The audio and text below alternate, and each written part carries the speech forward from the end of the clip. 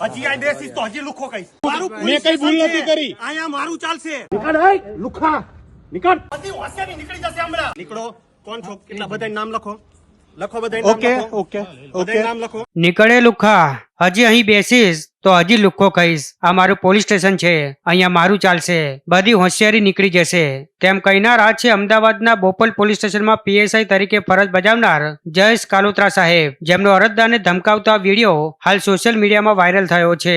ઘટના કંઈક એવી હતી કે ફરિયાદી યુવક આશિષ કોષ્ટી અન્ય યુવકો સાથે બોપલ પોલીસ સ્ટેશનમાં ફરિયાદ નોંધાવવા માટે ગયા હતા, જ્યાં પોલીસ સ્ટેશનમાંથી આશિષ અને અન્ય યુવકોને બહાર ઉભા રહેવાનું કહેતા આશિષ અને અન્ય યુવકો બહાર ઉભા રહી ગયા હતા. પણ આશિષે પગમાં સર્જરી કરાવી હોવાથી તે પોતાની ગાડીના બોનેટ પર બેસી ગયો હતો, જેના પર સાદા કપડામાં રહેલ એક પોલીસ કર્મીની નજર જતા પોલીસ કર્મીએ આશિષને નીચે ઉતરવા કહ્યું હતું અને આશિષ નીચે પણ ઉતરી ગયો હતો અને પોલીસ કર્મીને શાંતિથી વાત કરવા જણાવ્યું હતું. બસ ત્યારે જ આ પીએસઆઈની નજર જતા જ પીએસઆઈએ તુકારો કરી દૂરથી જ લુખ્ખા કહી દાદાગીરી કરી ફરિયાદી યુવક આશિષને ધમકાવ્યો હતો.